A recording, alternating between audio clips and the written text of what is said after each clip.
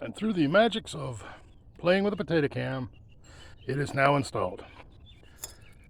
Race is driven in, it's seated, and it's not destroyed. Did not find a socket big enough. Apparently I don't have one. So, brass punch. And a lot of carefuling. Brass punch and a lot of carefuling. Yes, I repeated that. I need to touch up the end, but yeah. So, you got one in. Set that over there. And now that I know I can do it without looking like a dumbass, we can do a second one.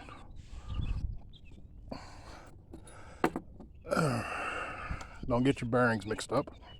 Although they're both the same size, it shouldn't matter. But as you can see, that's a rather tight fit on that. What the heck's going on here? Ah, there's a recessed bore right there. Yeah, the seal goes, there's a seal that goes on the back side of the hub that goes in that recessed bore. So, you know what? I'm not gonna. Weird.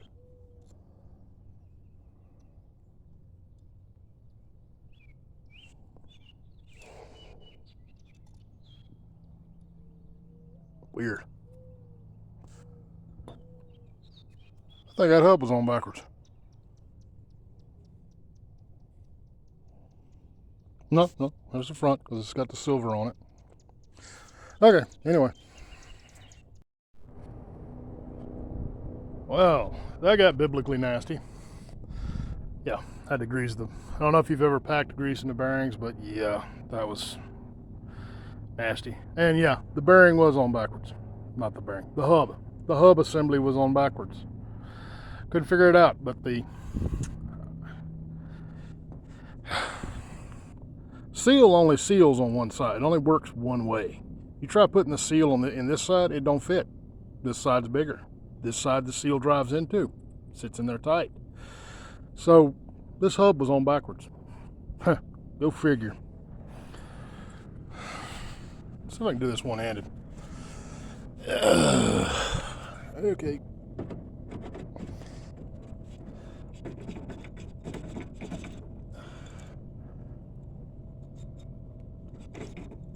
Really?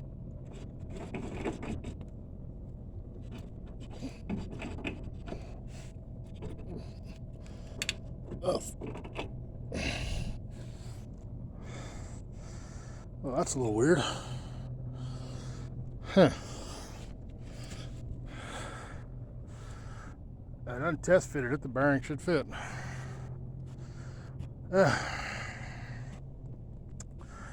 Well, I have a board and a hammer. Well, the obligatory a few hours later. Actually, about 2 minutes. But yeah, board, hammer, persuasion. I don't know. It went on. So, your next order of business is to realize you left a part somewhere else, and you've got to go get it now. Don't know where I left that. Great. There it is. You're going to be needing that here in a minute. All right, pick it up. Fingers. Nasty nut. You gotta watch those nasty nuts. Yeah, once you got both bearings in, get your little steel ring. That's what the nut's going to press against, the steel washer. It does not go back here. It does not go back here. That's where I found the washer, was back here. Doesn't go back here. So, you can be fancy and look up the torque specs for this. And there are torque specs. Or you can use German torque, which is Gutentight. That is not the way to do it. But I don't have a socket that fits that nut, which is simply a problem for me, so we'll use the universal socket. It's been mangling nuts for well nigh on to several hundred years now.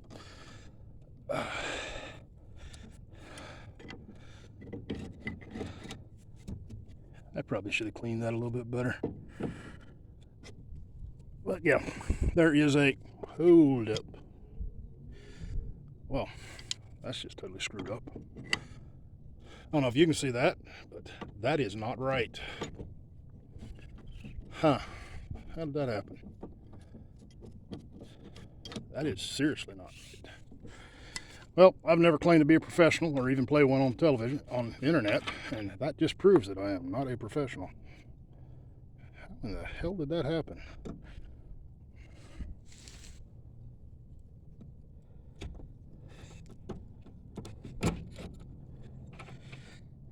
Ooh, yeah, let's slip the bearing down in the dirt. That'll work.